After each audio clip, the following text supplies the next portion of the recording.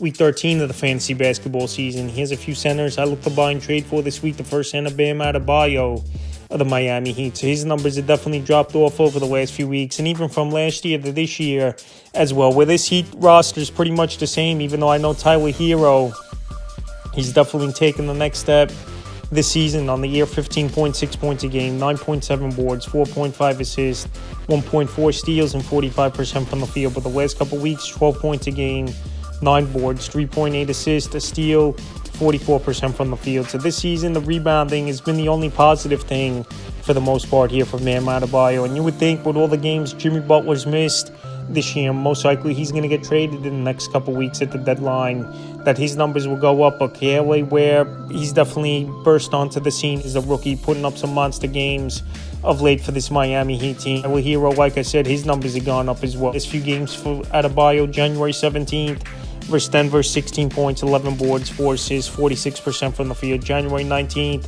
versus the Spurs, 6 points, 11 boards, 5 assists, a steal, a block, 33% from the field. And January 21st versus Portland, 12 points, 10 boards, 50% from the field. So Adebayo, stat lines, they haven't been all that great of late. His minutes have dropped the last 2 games as well. 25 and 22 minutes in the last 2 ball games for Bam Adebayo. But I still believe he's a perennial all-star. We've seen some big seasons out of him. And right now, maybe he's not 100% as Adebayo.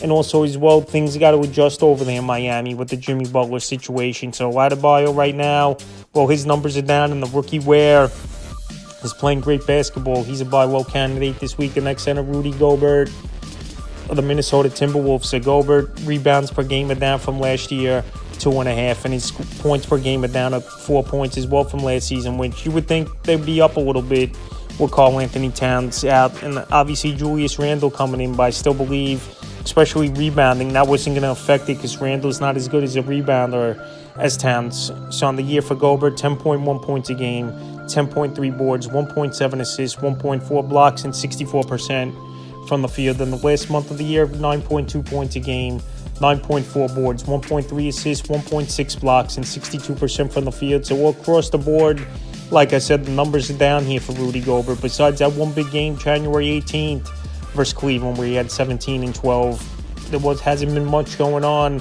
over the last couple weeks, the last month. January 17th at the Knicks, 11.6 boards, an assist, 2 blocks, 83% from the field. January 18th versus Cleveland, 17 points, 12 boards, and assist, 85% from the field. And January 20th, a bad game at the Grizzlies, 4 points, 4 boards, 2 assists, 2 steals, a block, 20% from the field. So like I said, everything across the board, besides field goal percentage, are down this season here for Rudy Gobert. So right now, well, it's down, and he's not playing up to obviously the standard he's been over the last few seasons, and even the blocks per game are down as well. He's a buy low center this week because I believe Rudy Gobert, he could turn things around.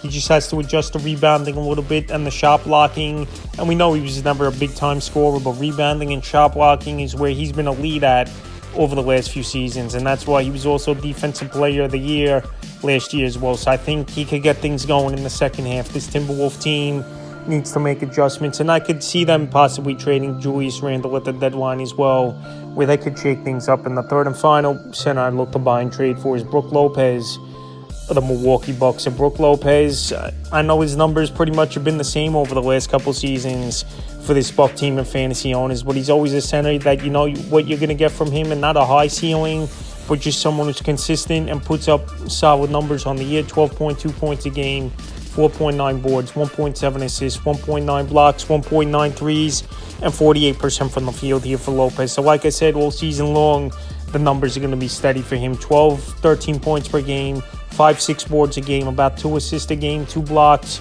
2 threes a game. So he gives you 4 or 5 categories. And you know, fantasy owners, they're not going to ask for a huge price for Brook Lopez in a deal.